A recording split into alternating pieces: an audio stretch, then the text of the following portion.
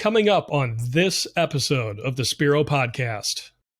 This idea that if I do the right thing for others, even if it's something that I have to buy or do, I am happy to serve them by doing that. Welcome to the Spiro Podcast, managing your real estate photography and videography business. With your hosts, Todd Kivimaki and Craig Magrum. Hi, and welcome to the Spiro Podcast, managing your real estate media business. Spiro is a software platform. It's designed by real estate photographers for real estate photographers to help you manage and actually scale your business up, help you grow. I'm Craig Magrum. Welcome back to another week. If you're a returning listener or viewer, if you're brand new to the podcast, we welcome you. The whole point of this is to talk about business. Lots of great creative outlets out there, YouTube channels, how-tos. We just want to focus on business and how to build a strong business. So it's going to be an interesting podcast today. Let me introduce our co-host and Spiro owner and founder, Todd Kivimaki. Todd, welcome. Craig, it's great to be here today. As always, I'm excited. We're getting close to the end of the year. Flying it flew by. For sure. And I think you mentioned it last week, a couple of those weeks are holiday weeks, which is just going to make it fly even faster. So yeah. Enjoy the time. We did an episode a couple of weeks ago on what to do in the slow season. So if you haven't had a chance to check that episode out, here in North America, of course, we're obviously headed into fall and winter eventually. So just some great content there to give you some ideas on what you can do when working on your business, not in your business. Or did I have that backwards, Todd? You're correct. Working on your business. Yeah. Right. Yeah, that's the goal. Great time, as shoots slow down, things that you can ratchet on and make more efficient, new ideas. So make sure you check that episode out. So. Yeah. All right, Todd. Craig, to help everybody with their calendars, before we get to the episode, I'm excited to jump in with your calendars. So we just launched Titus, which is pay at close. It's fabulous. First pay at close came in the day we launched it. It was for $1,200 and some dollars, I think $1,260. That was just over double that individual's average order value. So I was excited to see that. Now, I am not saying that it's going to double all of yours average order value, but it is something that the agents really need. A morning meeting for Wow Video Tours, our real estate media company. We all get on Friday morning, and Pam, who is our business development specialist in Dayton and Cincinnati, she said that she received an email back from one of our top brokers immediately after we sent out our Titus newsletter, letting the agents know about Titus. This individual emailed right back, was extremely happy that this option is coming, asked a couple of questions about it so that he could send out another correspondence to all of his agents, letting them know. It was that important. He thought it had huge value with new agents, but actually all agents. So he was excited about it. That made my ears perk up. Like if this individual took the time to respond to our marketing newsletter, right? He runs a large company and he was excited about this. There is value in it. Now, the thing with anything new is that it's going to take proper communication and expectations with your clients. You're going to have to educate them about it. You need to start doing that now. We've already sent out our newsletter. We haven't even launched it yet. There was 20 early testers. They're using it. It's working beautiful. Okay. The next 50 are going in by the time this launches. Everybody will be in by October 20th of 2025. Okay. So that's what the timeline looks like. You need to start educating your clients now about it. You can go to our resource guide, go to spiro.media, click on the knowledge base, just search Titus. You'll find everything you want. You'll find Canva templates. You'll find social media templates. You'll find verbiage. Copy and paste it, put your logo on it, and just send it out and educate your team as well if you have one about what Titus is. I think it's going to be a great thing for all of us. Yeah. One more thing to plan. Two, I'm sorry. I'll make it quick. If you are not going to come and see us in Vegas at any of the conferences, or you don't have your ticket booked, you need to do it soon, y'all. Okay? repteam.com. Search for their conference. Eli Jones going to be excited to be out there. That's the first week in November. Brandon Cooper with PMRE does have a conference as well. We'll be there the third week of November. If November doesn't work for you, you can begin booking your Spiro Sync ticket for January now. So by the time if you're listening to this, you can go to spiro.media and click on Spiro Sync in the menu. You can book your ticket. Hey, Craig, tickets, $199, less than $200. Not a bad deal there. It's a 2-day event. Come and hang out with us. We want you to get set up for 2026 to hit your goals. Come hang with us. We have fabulous speakers. Okay. A lot of the team from WOW is going to be there. Eli, Jared from the rep team are going to be there. You're going to meet Nick from Titus, Matt from Auto HDR, and Cubicasa is going to be there. And many, many more people. So check it out. Go to spiro.media, click on it. There are not many tickets. Okay. This is our first event. We want to have a intimate venue, the venue I love, and it only can accommodate 150 people. It's going to go almost instantly, okay? So book your ticket on there. Bring your team, bring yourself, whatever it is, and we are excited to see you in January. What's that link again to book a ticket? Spiro.media. In the menu bar at the top, click Spiro Sync. Got it. Awesome. Check that out. Don't be too late. Craig's going to be there. Craig's going to be hosting a session. So we're going to come spend time. I think. Is that for sure? Yeah, for sure. Well, the neat thing about this, Craig, is so we're going to have a different, it's not like your normal conference. So we will have the normal speakers where we're going to have some main speakers, but then we're going to have what we call breakout sessions. There are going to be 4 sessions going at once. You pick what session you want to go to. You pick your topic. Okay. We'll rerun some of those sessions, the most popular ones, and you'll get a chance to go to them. So you're going to let us know what you want to hear about, what session you want us to rerun, and you'll have these breakout sessions to attend. Also, we're going to have a couple of workshop sessions where you're actually going to go and do. Do you want to decide to see how we see it's best to write an SOP? Do you want to talk about the hiring process? Whatever it is, it's your guys' conference. There's somebody at the conference that's an expert on the topic you want to know about. We're going to pick some of them. You're going to suggest what you want to learn about too, and you're going to do those things. So our goal is not to have you leave Dayton, Ohio on January 24th saying, I've got 25 things I need to do. No, you're going to say, I've got these things done, and I've got 1 or 2 very clear initiatives. I know where I'm heading for 2026. There you go. It's going to be a fun time. I'm looking forward to it. I'm so excited. All right, Todd, thank you. All right, this week's topic, kind of a different one for us in that it's not a normal I'm going to say it's not a normal topic to talk about in business. And obviously, the title already. You've seen the title on YouTube or on the audio podcast that you're listening to. The title, Faith in Your Business. Now you might think, okay, do I have faith in my business that things are going to go well? There's that aspect of it, but we're actually going to talk about the Christian faith in your business. Now, Todd, I want to set this up in 2 ways. You and I were talking off air. Of course, just in the last few weeks, there was the horrific event of Charlie Kirk's assassination. And that really got me thinking a lot about how I live out what I say I believe. And I know that it got you thinking as well. Primarily because, there's a lot you could say about Charlie, about what he did, but first and foremost, he did not shy away from sharing his faith in Jesus, right?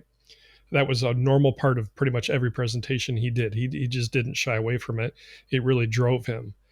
And that's what got me thinking a lot, because in the last year or so, I've had some of my own struggles, for lack of a better word, trying to figure out where I am in my walk with God, things like that. Not that I've abandoned faith or anything, but it's brought everything to mind. And so the reason we wanted to talk about this is, as business owners, uh, just as working adults, period, not even necessarily being a business owner, but the bulk of our waking moments in life are spent in work. 8 hours usually minimum that we're putting in our day. A lot of times more time with our work family than our family. And if we are a person of faith, the question of how does that impact what I live day to day out in the marketplace? Um, do I live consistently with what I say I believe?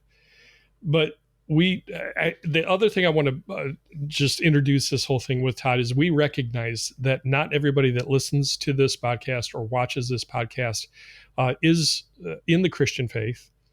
They might be in a different faith. You might not have a faith at all. You don't have a belief system necessarily, and we recognize that. We respect that. We're not trying to discredit or minimize where you're at in life in faith. Todd, would it be fair to say we're sharing this because what we believe has an impact on what we're doing in the business world? 100%, Craig. We get on here every week, and we have for years, and we've talked about everything in a bit: how to hire, how to acquire clients, how to do this thing, critical communication, setting expectations, what this thing. I mean, we've talked about it all. And as I look back, like I feel like up to this point, I feel like I've done you all a disservice because I haven't shared enough as to this true light in this direction in my life that I believe very strongly in, that controls all of that. And that's my faith in God. And if I didn't share it, like I said, we're sitting here and we're going, oh, like we need to do more. And there's some times that I didn't think what I'm going to share today. And I struggle with a lot of this daily. And I think about what it is. But as I look back over my life and the times that God has been there and how he was working in my life and those around me, like this is like the biggest thing, like just the biggest secret of how I feel like where I'm at. And I haven't shared it.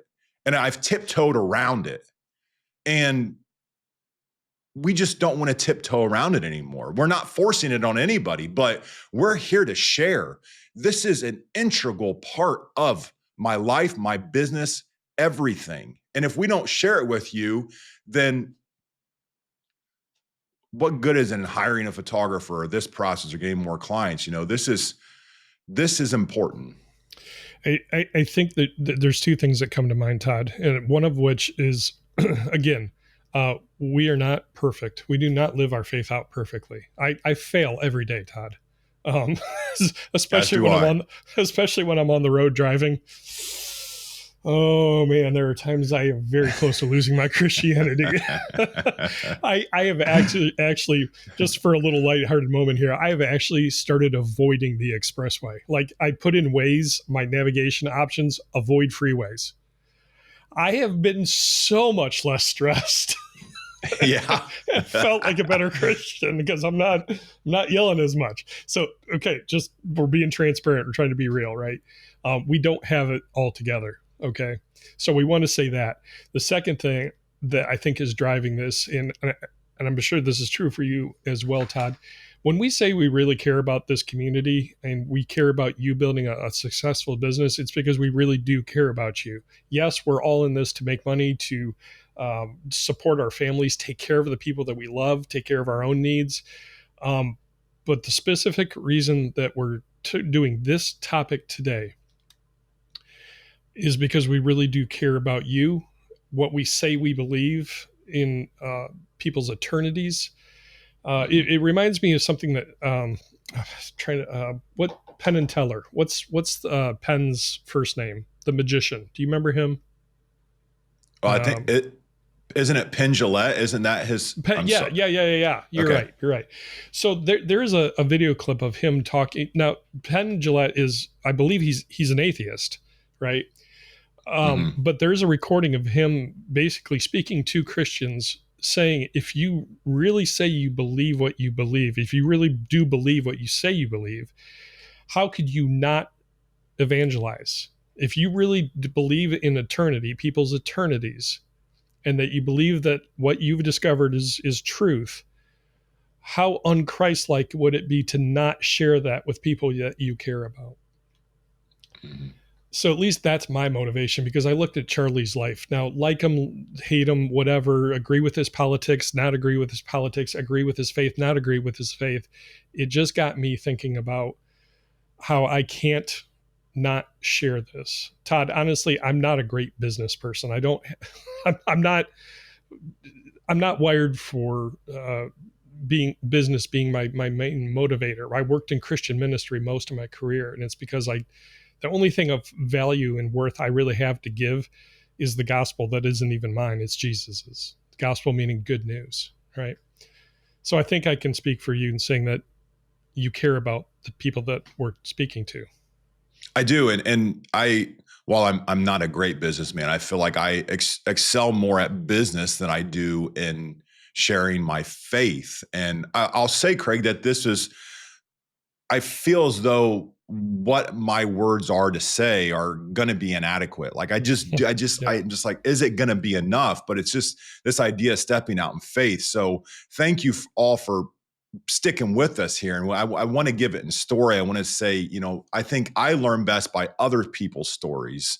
And just saying like, hey, I'm trying to figure this. I have a group around me. I have a group of guys at church. We have a friend group. We have a small group, and I am still trying to figure this out every day. I feel like I know I'm headed in the right direction. I have seen how it has changed my life, and that's what I want to get across today and share with you. So Jesus told stories all the time. That's how he taught. Because you're right, we relate to stories. So, I mean, let's just kick it off. Um, what would be your first story and how faith is related to business? Yeah. So I was probably 6 years into the business, and the business was growing, and I was excited. I was working way too much, and I had this idea that everything depended on me. I have to tell you, I was grown an ego, or had an ego. I had a pretty good business, 3 or 4 photographers. I had a part-time admin, and it just got to the point that it was too much. And no, I was beyond the point. There was no more hours to work in a day. And I got to this breaking point where I just needed to go find someone and hire them. And I had these thought errors that no one could do it, that only Todd could do it. It all depended on Todd. The business only ran because of Todd. And Todd just wasn't good enough as well to see outside of that. Todd, very narrow thinking. And he liked the idea that it was him that got the business to here. and, and it was painful. Craig, I lived in this for a long time. I can believe my own truth. I can talk myself into anything. And I think I've told this story. My wife was like, well, Todd, I think you should hire someone. No, Jessica, no one can do this. No one can look at a list of shoots that we did, 4 of them from yesterday, 4 of them, not like we were doing 80 shoots like we're doing today, and type out an invoice in QuickBooks and send it to the client. I have myself convinced, Craig. And, she would just calmly mention it to me. And, my wife has been so just critical throughout my life and just being there for me, but she prays for me. She prays for the business. And she just let me go. She knew it wasn't the right time to really try to change Todd's mind. Because when I get set on something, man, I get set. Like, don't try to change my mind. Just let me go for a little bit. And I was convinced I couldn't find anybody. And the part-time admin that was working for me, she was in college. So, this was just a part-time job for her. She was fabulous, by the way. But she starts dating this guy. And this guy comes in for lunch. And I enjoy talking to him. His name's Derek. I've talked about Derek before. Derek was selling insurance at the time. And we just got to talking. He had an entrepreneurial spirit. And I got along really, really well with him. And it just came up like, hey, he really doesn't like selling insurance. Insurance is a hard business to get into, Craig. No joke. Very hard. Yeah, very hard business. Everybody knows an insurance agent, or 10 of them. And it came up like, hey, I've got some of these things that I need some help with. He happened to have a finance degree and a minor in media. That's an interesting combo. Craig, no one in the world has gotten that except him. What did I need? I needed help with invoice, and I needed someone that had a creative eye because of what we were going to do, because we're a media company. Mm-hmm. Like, come on, Craig. He hates his job. I'm convinced no one can help me. He's the single person in humanity who's gotten the one degree that can help me. Just coincidence, Todd. Just a coincidence. Just a coincidence, Craig. And I'm like, oh no. And then I get my left brain about finances. Oh, I don't think I can pay him the $38,000 that he needed at the time, which is nothing. Like, he was asking for nothing. He's like, hey, Todd, I could probably wait some tables at Bob Evans so you could pay me less if you don't have work for me. Wow. Yes. Like, every objection that I had, it was filled out to a T and then some. And he came in, he didn't wait tables at Bob Evans. Okay. I bucked up and I paid him the money he wanted. And he brought this vigor and this excitement. And he's a very strong faith, man of Christianity, a man of Christ. And he brought this in, and we ran like crazies, Craig. I mean, we went from working out of my house.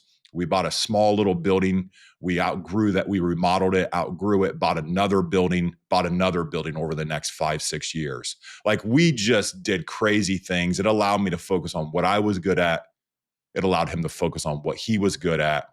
And it was faith by sure. God put this person in my life at this time, of this perfect individual. I was convinced otherwise, and my ego convinced me otherwise, that no one could help Todd. And this perfect individual comes in and helps me get from here to there. So I was going to share this more towards the end of the podcast, but it just fits so perfectly with how you set this up, in that you had this initial belief that only you could do this. And this particular verse comes from the Old Testament. It's the book of Deuteronomy, chapter 8, verse 18. It says, "But remember the Lord your God, for it is he who gives you the ability to produce wealth." And this is what's, I think, really cool. So you have this initial part where it's God giving us the ability to produce wealth. And then there's this caveat. The reason for that is so it confirms his covenant, which he swore to your ancestors as it is today. Now, yes, this is written to the Jewish people, but it's a principle that applies to all of us, in that God gives us this ability to build a business, whether we recognize it or not. He's the source of that. And it's a way of him confirming his covenant to us, that he loves us, he cares for us, he's interested in every part of our life, and that includes our daily work life. Mm-hmm. It's just incredible. It is. And Craig, just because I'm much more beginning in my faith than you, and the word covenant, for a long, like, covenant's a promise, right, Craig? Yeah, basically, and it's a one-sided promise. God Mm-hmm. doesn't put any requirements on our side other than just accepting a free gift, the free gift of what He's promising to us. Uh, yeah, yeah. So an agreement, a promise, yeah, contract. Think of it like that. Mm-hmm. Yeah. And it's not Yeah, exclusive. right. Open to all, open to every single person. Yeah. It's amazing. Well, that cool. Okay, cool first story. All right, so early in the business, yeah, your wife is praying for you, and Mm-hmm. it's funny how wives' prayers work for us Yeah, in the background a lot of times, and for us sure. as guys just not even realizing it. That's cool. Mhm. Yeah. I mean, it took me a long time to get over my ego, and I still have one. So, but it's just, my wife working and these little nudges and finally Todd going, oh, wait a minute. Like, I think I see this thing, or it just, Mm, falls into mm, my lap. So, yeah. I have another one, a quicker one from the early days, Craig. The part-time admin who was working for me, her name was Liz. And just so you guys know, Liz and then Derek, they dated. They ended up getting married. They have 4 beautiful little girls. And while Derek no longer works at Wow, he was a big big influence and helped us grow. And he made a great transition in his life to a different career, and they have a wonderful family. So that was a neat story to see. There was a time, so we worked out of the house at this time. I have a I little remember. room. I remember Yeah, that. yeah, you came to it. We call it this. Yeah. We call it the studio because we used to take photos in there. Okay, so No. babies and families, but we worked in there too. We had our desk in there, and there was no bathroom other than in the house. So Derek and Liz would have to go in the house and use the bathroom, which was no problem. We didn't have kids or had a baby at the time. Or I think we didn't have kids, excuse me. So, anyways, you go in the house, use the bathroom. And one day she came out and she's like, hey, I need to tell you something. And I was like, okay, what do we miss a bathroom? Is there an unhappy client? Are you unhappy? Do you need a day off? Or, what may it be? She's like, I went to the bathroom. I was washing my hands and my ring, it snagged your hand towel. And there was a loop, maybe 7 threads that were in a loop out of the hand towel. And it just kind of disfigured it enough that I don't know. Like I thought it was a nothing burger I was like, oh, like, okay. Well, but she tells me this and she said, do you want me to buy you a new one? Huh. Wow. Talk about Like, integrity. yes, there was no more than 7 threads that were out of it. Like, just cut it off. Like, it's a solo color. It's a solid color towel. It's not like my grandmother had knit this embroidery on it and this was like this was a $3 towel from Kohl's. And she's like, do you want me to buy you I'll be happy to. I'll go get you a new one. I'm like, no, thank you for telling me. No, it's okay. Like, and I think I wrote it off at the time, Craig. I was like, why are you telling me about this hand towel? Like, Uh, do you know what I have to think about? I got to transpose 4 jobs from yesterday into QuickBooks. Again, in my own head. But I got to thinking about this, and this is years later. This is 15 years later. Think about the integrity of a person to come up and be so honest and open about something and saying, hey, I snagged this thing that might be so insignificant, but I just want to make sure you're okay because this is something of yours that I did something to, and I don't want you to not be whole. Like, I'm here to help you and I want you to be whole so much that I'll pay my own money. Not like she said, I'll use the business card to get a new hand towel. right. She took extreme ownership in her actions. And that has stuck with me to the point that I think a lot of times in my life, I'm like, just turn it over. Oh, this thing can you just push it over that way? I used to deliver furniture in high school, Craig. Walking through, boom. Oh, crap. Who's got, nick on the new table?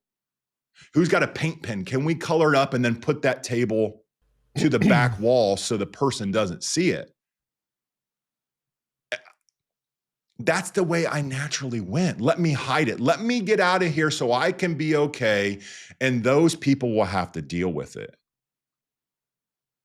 It so just gave me perspective that this extreme ownership and integrity, and just this idea that if I do the right thing for others, even if it's something that I have to buy or do, I am happy to serve them by doing that. Right. Right. And it's the principle of living out truth. I think I mean, we've always been, but we're in a world and a culture right now where people are desperately, I think, trying to find truth. And like I said, it's an age old debate and question. I mean, you look back at Jesus's crucifixion leading up to that, he's being, interrogated by Pilate, the Roman governor of the area. And Jesus talks about truth, and Pilate says, what is truth? And there's a lot of people, myself included, that there are days where we're asking the question, what is truth? And Jesus himself says in the Gospels, I am the way, the truth, and the life. And so Liz was living out what Jesus said, that he is truth, right? She's trying to live a truthful life in admitting to you, hey, I messed up your towel. And that caused you to take notice of something different, because that was not a normal thing for someone to admit to. Right. I remember as a kid, Todd, I would lie over the stupidest things to not get in trouble, right? Mm-hmm. Yeah, me as well.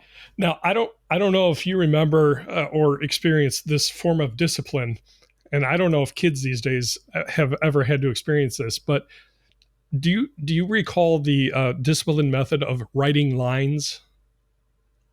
I do, yes. Picture the yes. student, writing up at the chalkboard. Yeah, big chalkboard. Right. Mm-hmm. My mom made me do that. Right. I will not lie. And it was usually a longer sentence, which made it really a pain in the rear. Yeah. And I have to write this at least 25 times. I think that was the minimum, was write this line. And some people are going to think this is abuse, but it cemented something in my mind. And one time she had me write the verses from John chapter 8. I remember the chapter. I don't remember the verses now, where it talks about the enemy of our soul. We'll call him Satan, right? That's how Jesus referred to him, being the father of lies. Mm-hmm. And it got to the point where I'm like, I don't want to be a person known as being untruthful, because when we're untruthful, nobody can trust anything that we say. And how do you build a business when there's no trust? We've talked about this principle of people buy from people they know, like, and trust. Now, there are people that don't follow the Christian faith that are truthful people. You don't necessarily need to be a Christian to live in truth. We recognize that, because there is something built into us about being truthful people. But the concept of integrity and truth is core to our faith, right? In living that out. Mm-hmm. And God blesses that. He blesses it. Mm-hmm. Yeah. Our humanness will tell us, hey, we better cover our own rear end for this, but right. We don't have to cover our own rear end. It's already been done for you. Right. Yeah. Yeah. That's a good point. Yeah. So, Craig, let's go a few years down the road. I've got one more to share here. And there was some times, and so this is probably Todd in his mid-20s, and before kids, just getting into the kid phase, and business was doing good, and I had some immature behavior. We would party. None of us are. We would party. I would drink. I would curse. And, we just did some immature things. We had fun. I think the world looks, I think it's like, oh, let's have fun. And I was trying to feel feelings, feeling good, feeling mm-hmm. like I had earned it, feeling like it was what you did to have fun. And I honestly, I look back, I have really great memories of the time. I have some things I'm like, I wasn't proud of those things. Like, there was some maturing that I had to do, but we were loving this phase of our life. We had just bought a new house. We'd moved in. Life was good. Like, business was good. We were happy. And we went through this transition of, I feel like, one of the friends kind of stabbed us in the back. That's what one fell out, one moved away. All these people were literally, they had moved into our circle. Like, we live on this like kind of big circle, and they all live right there. Like, we had a lot of young people back there that we had gone to school with and had fun, and all in the same stage of life. We weren't consistently going to church. I was like, on Sunday, like, we're going to go to church. Like, can we sleep in? Todd probably partied too much on Saturday night, and I didn't have a really strong group around me, because the group around me was enjoying the behaviors that we were having. Sure. And like I said, the whole group kind of just fell apart in a matter of like a month. And this like rocked our world. And because it's what we were comfortable with. It's what we were doing. It's the life we were living. It's like, hey, this is fun. This is what I enjoy. And going to this point of like, hey, these friends like stabbed us in the back. The other ones are moving away. Then everything fell apart. It's like, we just lost everything that we enjoyed doing. Wow. It was around that time also my wife's like, hey, I feel like God's telling me not to drink anymore. We didn't have a drinking problem, Craig. Mm-hmm. And I'm not saying that you can't drink, y'all. I'm not saying that. But I will say that my wife told me this. I was like, what do you mean? Like, this is what we enjoy. Yeah. Like, you're not going to, like, I felt like a bit abandoned by that. I was like, well, because I was only thinking about me. Like, well, what are we going to do then? What else is there to do on Friday night or Tuesday night? And everything changed. I felt lonely. We felt lonely, like, and God slowly started to put better people around us. So when you say better people, can I pull on that thread a little bit? What do you mean by that? Yeah, people that helped me grow up, and people that helped me grow in faith, and just gave me a different perspective, that were further down the road or were more mature than us, that now looking back, I'm like, this was so important in us growing and maturing. They challenged your status quo and called you up to more. Exactly. Yes. Because the group that we were in, we all were drinking our own Kool-Aid. Okay. With a little bit of Tito's, or a lot of Tito's in it. And it was just where we were at. And then we got into a new group that, I mean, heck, one of my neighbors 2 doors down, Dave, fabulous friend. They were different. They were the family. He was the guy. He was a super friendly neighbor. You're like, how is that guy so friendly? How is that guy always in his front yard playing with his kids all of the time? Why did that guy come down and ask? I was doing yard work, don't even really know him. He comes down and asked me, do I need help? I want to interject a little levity here again. Yeah. I can't help but picturing Ned Flanders coming to Homer.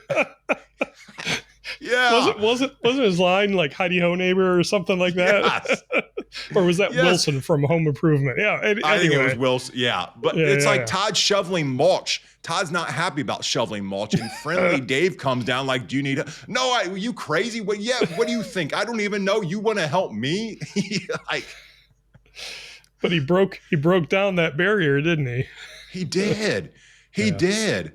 And I didn't know it at the time. They happened to homeschool their kids. We didn't know it. And God was laying these little pieces in our lives. And one day Jessica's and I went to public school. My wife went to public school.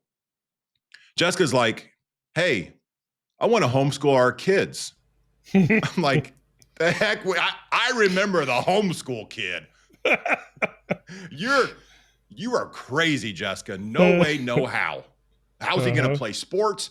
We're probably going to have to buy a cave and raise him in it. Like I was just like, are you crazy? And so she was like, okay. She wasn't pushing me. She's very smart. She knows how to handle me. She started praying again, didn't she? Exactly, Craig. What did I say about wives' prayers? Yes.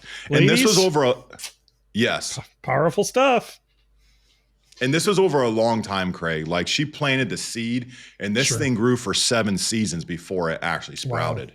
Wow. Okay. And let me tell you the story real quick as to how it sprouted, because I think as I look back, I'm like, wow, this is crazy. So she would plant the little seeds and, get some information. And she was praying, all the time for it and just asking for God's will. And she would hint at it. And there was one time that, like, I was kind of getting fed up, honestly. I'm like, we're not, like, why? Like, no, like, we live right by the school. I was involved with the school. Like, and I blow up one night. I'm just like, no, I'm not doing it. Big emotion, blow up. And I'm like, I'm done with it. Like, done with it. And the next day, I had a meeting with a large team. This team happened to be in between their offices. They were remodeling a new office, and they couldn't use. To clarify, a realtor team, right? A realtor team, yeah. A client, a client that we hadn't had yet, a large client in one of our cities, and I drove down to Cincinnati, and we didn't meet at their office. We met at their home. Okay. Which has never happened before. And I walk in and we say our hellos, and Derek was with me, and I walk in and there's kids home. This is a Tuesday morning. Okay, kids home. Why are they home? Yeah, why are kids home? Yeah. There's puppies on the floor. Oh. Like they breed dogs. Puppies on the floor. Like, okay. I'm saying kind of go on with the meeting and sit down, and super friendly, very welcoming into their home. We sit at their dining room table. Their agents come in, and, people are pulling chairs up in the living room. I'm looking around. I'm like, there's Bible verses on the walls. Okay. These people are just different. Like, but in a good, like in a way that, like, I'm in their home. They're so welcoming. And we have the meeting. It's a fabulous meeting. And we get to talking, you just naturally, the meeting adjourns, and we talk to, you go around the room and talk. And I got to talking to the wife of the husband. And I asked, and I don't know why I asked, because this was really weird to ask. I'm like, do you homeschool your kids? I had just blown up the night before at Jessica. I'm like, no, I'm done. No more. Please don't ask me again. I'm not going to homeschool the kids. It's not okay. Person's house, kids, puppies, Bible verses on the wall, talking to the husband's wife. And I asked, do you homeschool your kids? And she's like, we do. It's the most wonderful thing ever. And she goes on to help guide me through this, breaking down these misbeliefs that I have about spending all of this time with your kids. And there's just no way, Craig, that was a happenstance. Like, I went home, I told my wife, I'm still to this day get emotional about it. Because this was a very pivotal moment. Like, I'm telling you all, like, this was a decision. Like, I know I'm not going to, that's not who I am. Like, and this was God molding me and just changing me little by little, and getting rid of my ego and opening our eyes up to how we can better influence our kids. And I'm not here to say everybody should homeschool. I'm saying that's what God laid on our heart. Right. And he made the path that my wife eventually quit her job. A thing I never thought was possible because she held the insurance. All of these little things began to move out of the way for us, Craig. And he did it in the midst of a business context, a business meeting in somebody's home, where God interrupted your work week with something entirely unrelated. Yes. And that's why I strongly believe God is interested in every detail of our life, including our business and how we run our business, and doing it in ways that honor him and recognize that, yeah, it's not just a Sunday morning thing, right? Man, he met you in a really practical way. That's amazing. He did. And he came down to my level. My level was really low, y'all. Like I had very low, and he came down to me and communicated with me in a way that was perfect to get me to actually see it. Yeah. Well, it just goes back to who Jesus is, right? We believe that Jesus was God incarnate. He put on flesh. He limited himself. He walked dusty streets in sandals. He ate food. He experienced everything that we've experienced. He's gone through every temptation that you and I have ever faced. And it's not just a religion. It's a relationship. God met you in a very practical, real way to you, Todd, in that meeting in that house about homeschooling your kids. I mean, it's just amazing the opportunities that we have to experience God in our day-to-day work life. I've been able to share the story of how I got into this business, and it was out of a prayer of God, would you give me a trade, something I can produce with my hands that I can financially support my family with, and provide something of value to somebody that I know with a clear conscience that I'm not just trying to sell some service that's not really needed. This is a needed thing. And Todd, I've gotten to share that story countless times with realtors, with home sellers, where the home seller is going through probably one of the most stressful times of their life and getting their home ready to sell. And you can see the stress on their face. And I've had the opportunity to pray just for God's peace for them, that the transaction would go smoothly, and to see that physical draining of the stress and just God's peace meeting them in their own home. It's just incredible to really care about people and to love people that way. Man, what a privilege we have. So we're getting ready to wrap up here. Todd, thank you for those stories. Just really practical ways that God meets us in our business.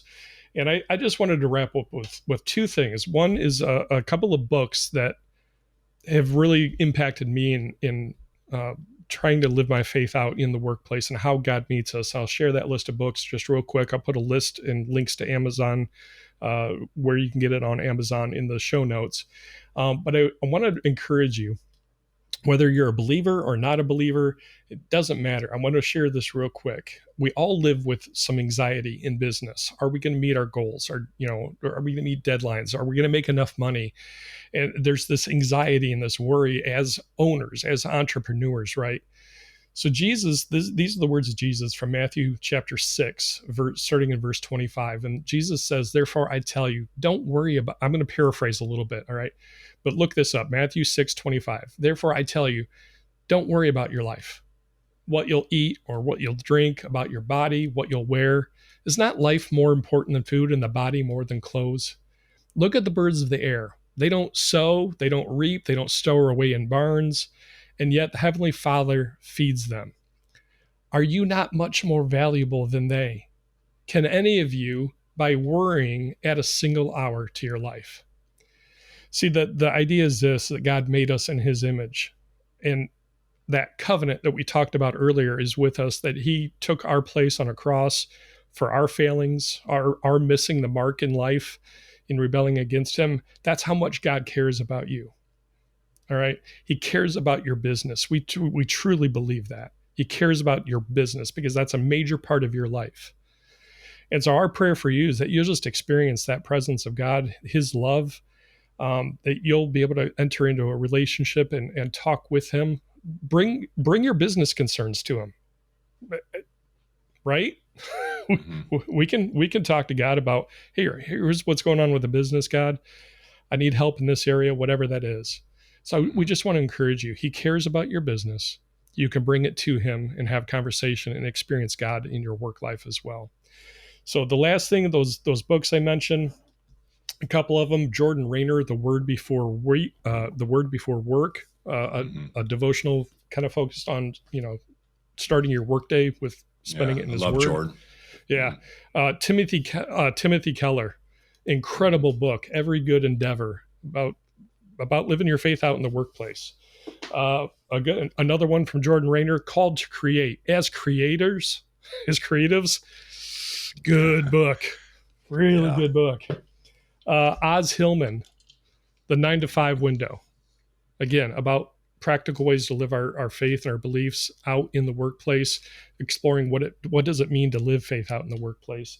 And then finally, if you're someone that you're searching for truth, you're trying to find some peace, I want to strongly encourage Lee Strobel. He was a journalist, atheist journalist, set out to disprove Jesus, and did a very, very thorough study and wrote this book called The Case for Christ. Incredible book. So, Todd, thank you for your transparency. Thank you for your vulnerability. We encourage you to leave comments. We understand not everybody's on the same page. We get that, but we had to share what we believe because we care about you, and we believe God cares about your business. So, any final thoughts, Todd? We'd love to hear from you. If we are here, we really are here for you, and we're here for you in any way that you need. And many of you over the years have emailed us when we've mentioned faith, and this is the largest, that we have. Maybe this is just God saying, "Hey, it's time to mature yourself a little bit. It's time to, look at the ways that laugh at me at what I did. Maybe there's some small adjustments, and there's adjustments I need to make every day." But you can email us, hello@spiro.media. You'll get us. We'll respond to you. Share it with us. We love hearing from you. That's God intended us to do this in community, and we would love and be honored if you let us be a part of your community. Good deal. Guys, we hope this was an encouragement to you. Like we said, we love you. We care about you. We're praying for the success of your business. All right. Make sure you take some time this week. Be thankful for the blessings in your life, and make sure you take a breath. Have a great week. Thank you for joining us for the Spiro Podcast, Managing Your Real Estate Photography and Videography Business. This is a production of Spiro and Wow Video Tours. You can find out more about Spiro's real estate media business management software at our website, spiro.media.